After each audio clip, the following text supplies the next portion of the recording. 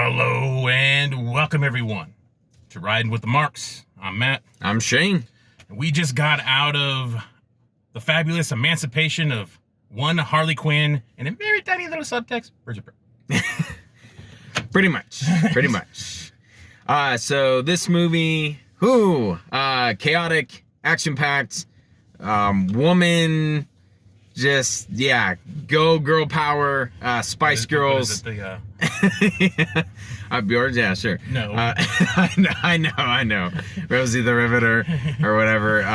It was crazy. DC movie. Part of the DCEU. Yep. It is part of that universe. Yes, they have a brief mention, glimpse to really bring it home. Matt and I were kind of debating before we started recording how linked together it was going to be. Aside from Margot Robbie, I thought maybe they would leave it up to the interpretation of the viewer. They actually show brief glimpses of Suicide Squad. Very, very brief. Nothing too crazy, nothing too spoilery there. But yeah, I guess, shall we start with some positives? Well, let's start with this premise. We have already established this in other videos, but we just want to say this here. I think we should start with this. We kind of understood just by the trailers alone that this movie in particular isn't marketed towards us. Right. Yes, we like comic books and we like comic book movies, but that's as far as that goes for us, I think, when we were seeing the trailers. And the trailers pretty much told you what this movie is going to be about. Yep. So if you've liked the trailers, then you're probably going to like this movie. If you haven't liked the trailers, you're probably not going to like this movie. If you don't like what you've seen in the trailers, then I would say probably skip this one, because the trailers were dead on of what this movie was about. Absolutely. The feel, how the flow was going to go. Surprisingly, for about the 15 people that were in this movie, kind of broad. To my right was 4 women, I believe maybe a dude on the end that was with them. To our left, 2 other guys, probably fellow comic book fans. There was parents who brought their probably 10 and 11-year-old kids. That happened a couple times. There was a toddler. A couple in the back. And it was, a lot of debate on social media about whether this movie is going to make money or not, or how's it going. People's theaters being empty, some being full. I can say this for us, they were pretty empty, pretty accessible. We got them very last minute, and we usually can't do that. Kind of forgot about it, actually. Yeah, that's true. It did kind of sneak up on us. So it was fairly easy, but I don't ever go by that, because it was also very easy for us to get tickets to Captain Marvel. I think like your family went, and we got it last minute, and that movie made $1 billion. Yeah. So our market is an indication of shit. Yeah, we are a relatively small market. Not a super small town, but relatively small market. So this movie itself, again, a continuation, briefly, very vague, of Suicide Squad. Margot Robbie, I think, hits the nail on the head in terms of really just epitomizing Harley Quinzel. Yep, Harley Quinn. You could pull her right out of any animated version, and that's fucking Harley Quinn. Which is good, because that's one thing actually I did not expect. Because to be perfectly honest, in the trailers, for the most part, I don't know why, but her voiceover's they annoyed me quite a bit. Yeah. And for some reason I thought she was fine, and I don't know why. I don't know why the voiceovers annoyed me so much, but yet her in the movie was just fine. So I don't know. I have no idea. I guess I got selective hearing. The action, although very woman power, go girl team, Matt and I said that if we see this movie a second time, probably not. But if we do, we want to do a great endorsement. We want to do a nut shot counter, because holy hell, it was consistent throughout the entire movie. Chicks got kicked in the nuts. Yep. They did it to chicks too, so it was kind of just the fighting style that they've all learned. Yeah. So the action was actually pretty cool, and it was a little over the top, which kind of gave me a comic book feel. Very over the top. At first, I was like, I don't know if I like this. I'd prefer more dark, grounded, gritty type of action, really based in reality. However, that's obviously not the direction Warner Brothers wants to go. So being over the top, I would take that, because there's some stuff in there where you're like, okay, obviously this is not real world, and yeah, there was a moment in there where we about lost it. Oh God! And it There's makes always seems zero to be sense. one moment in a movie. Every movie. Every movie we go to, there's one a moment where there's something so stupid happens, and we left it. And I think we actually sparked the whole fucking theater. Oh, when we I'm did sure. that. Because the dudes next to us started laughing. The women next to you Yep. started laughing. I heard the people down in the row in front of us started laughing. We started a whole thing in this moment where I think it was supposed to be taken serious. I think. Yeah, I think. Relatively. And thank God that Matt and I have like almost the exact same sense of humor for the most part, because at the same time, without hesitation, on cue, we just lose it in this one specific part, way over the top. Should not have happened, and then we continue to crack jokes at each other about everything that was unfolding. Holy hell! It was ridiculous, crazy.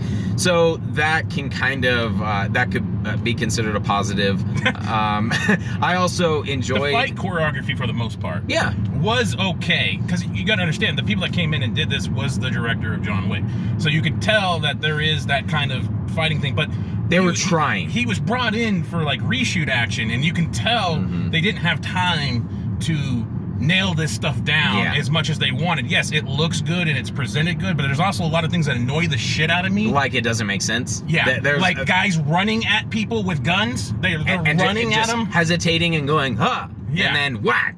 You know, it just... or a slew of guys that are supposed to be there to kill people, and none of them brought guns. Yeah, they bring like masks and sticks, and then they're like, oh, yeah, like look at me, and so that type of shit really annoyed me. Yeah, so that was some of during the action that was kind of eye rolling. And these guys have like stormtrooper fucking aim. Holy shit!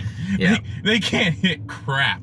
So again, that very also, comic booky. Yeah, that, that's just kind of is. But it just seemed there was a couple moments where it was really absurd on how bad they were missing, like point blank. And like, yeah, we're gonna outrun automatic weapons. Right. Yep. Yeah. Rappelling down rope, shooting guns. Yeah. Oh, yeah. They got an open view at them. They're right there. And Thursday, and somehow they're like, yeah. Oh, perfect. There was one at the end. I won't ruin it for you, but there was a very creative, I've never seen before, and John Wick was actually what popped into my head of the location of the fight. Where I'm pretty sure I said out loud, well, that's new. It was perfect for the Harley Quinn character, and it was a great location, very unique. That's all I will say. I don't want to ruin too much. I actually liked Black Mask, Ewan McGregor. I believe that's how you say his name. I thought he did a pretty good job. He wasn't really Black Mask, but no, yeah. Again, why they did certain characters in a certain way, I don't know why, but yeah, that's just. The only comic book characters in this is Harley Quinn and Black Canary. Those are the only ones that are kind of legit. And I guess maybe you could tie in Huntress a little bit, but she never even dons the costume or anything like that. Right. So, and she's briefly in it. The guy who played Victor Zsasz, I actually kind of liked him as well. I thought he did a pretty good job. They incorporated him well, but yeah, it just. See, this is Shane was walking out and he's like, who is this movie really for? Like, why was it done? Like, why is it done? And you could tell it's a pet project. It was a pet project, more than likely, from what we've seen about some of the behind the scenes and everything, and how it even came about. Margot Robbie's pet project. And you could tell she had some ideas what she wanted to do with Harley Quinn, and then somehow they were going to try to make a script around it, and it just doesn't really work that well when it comes to the actual script and how things are done. Like, the convenience factor is above 9,000. Oh, easily. It's really bad. Yeah. Apparently, phones don't have lock screens in this universe, in the DCEU. No passwords. Yeah, the convenience is holy hell. And I applaud Margot Robbie for wanting to redon this character. She does a fantastic job. But the story, whoever decided, like, yeah, we're gonna approve this script. Oh, you know what the worst part is of that? That's the same person writing the Flash script. So I did not know that. Yeah, she's the one that came aboard, and she's she's probably working off some drafts, hopefully by I just wonder. I mean, Matt and I have read a couple scripts. I mean, the dialogue wasn't really bad. It was the structure of the story. Right. I didn't think the dialogue was necessarily. It wasn't. It fit, and I Well, thought maybe it was cringy. I thought you hit the nail on the head with very trying to be Deadpool-esque. Yeah. And so I You know didn't. Deadpool. I didn't mind the dialogue all that much. I think in certain scenarios it was cringy intentionally, so it kind of worked for that sense. But man, I just kind of was imagining. You know, I've read a handful of scripts of different movies, movies that I've seen, movies that haven't been made, and I was just thinking, watching this movie, like, who decided to okay it after reading it and going, yeah, this sounds like a fantastic movie. I will say something else as well. If we get sorry, you're gonna have to edit this. If we get a fucking Birds of Prey 2 before Man of Steel 2, I'm gonna lose my shit. Because the other thing I'm kind of confused about is why this was, like, I see why it's rated R, because there is some rated R moments, but you could have easily made this PG-13. Like, you just take away a couple things, or you do it off camera, and then really the only thing that sets this R is they use fuck a lot. But I think it needed to be R. I actually think in this case it would have, because there's moments. I mean, the word fuck is fantastic. There's going to be a lot of censoring in this, but it works well, and it puts a lot of emphasis on things. It does. And so you also, there's moments that if you make an R movie as a pet project to really push those boundaries, just to toss in the word fuck every once in a while. There was a little bit of gore that was kind of like, but you can do that off camera. Yeah, but it doesn't. You don't have to show it, and there was only like really one or two really characters like Victor Zsasz need that. They need those moments. Okay. I see your point, but to me, it being R, it does. Okay. There were a couple moments where I was like, okay, I could see why this was R. The one thing that I told Shane when we walked out, and they did it again. Suicide Squad, the villain should have been Joker. They should have been working to get something against Joker. Enchantress was a terrible idea, and I think even David Ayers has kind of admitted to that they should have done Joker again.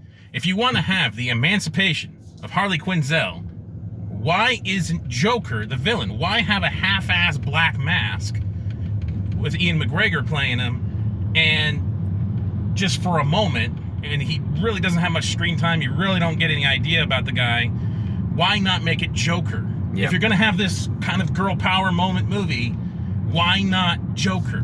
It just doesn't make sense to me. The only thing I can think of is why they wouldn't do Joker is because we just had Joker not too long ago. But then but see, this is what I think. Like, remember, it rumored for a while was a Harley Quinn and Joker movie. Yep.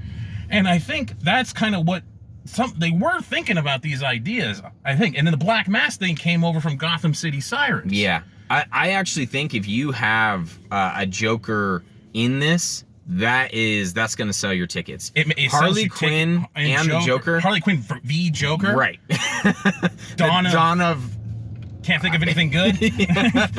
Harlan Quinzel. Dawn of Emancipation. Yeah, there we go. There we Bam, go. Yeah. Boom. That would have been a much better told story. I think then you're selling it to multiple people. You can still continue to sell it to your groups of women that you want to go see this movie, and you can sell it to the comic book fans that are like, holy shit, the Joker's going to be in this. And maybe we actually get Jared Leto, a better version than what we got in Suicide Squad. I still think that's out there. But what we ended up getting, hit the nail on the head. Black Mask is an interchangeable villain. Yeah, it could have been. I said it could have been one of those Italian mafia guys from like one of the Maronis. Yep. It could have been anybody. It really could have been anybody. Unfortunately. Yeah, and so it was what it was. I can see how there's some people that will really enjoy this movie. My girlfriend, your wife probably, would probably enjoy this movie for the most part. I think it's right up their alley. They're saying stuff that I know for a fact my girlfriend would laugh at. Yeah. I don't laugh at it because I don't really give a shit. Right. But I know there's some things in there that she would love. So I get why the movie was made. There's markets for this stuff. I just don't understand the point of not having the Joker in it. Like, it seemed like a really lost point. But I guarantee the Joker gives you legs in the box office. Yeah, I don't right see this now. Movie. I honestly don't see this movie having legs. The people that want to see this movie, I think, have just seen it. Yeah, it needs the third leg, and and it needs to It got swing chopped big. off. Yeah. Oh. Or So- hit several times. Like I said in the beginning, if you liked the trailers and you thought that looked like an entertaining movie, that's what you get. If you didn't like the trailers and there's some elements in the trailers that you didn't like, you probably won't like this movie. So that's my recommendation. Do you agree Yeah, with that? absolutely. Yeah. Okay. So that's what we say to that. Yeah, that's about it. In case I don't see you. Good afternoon, good evening, and good night.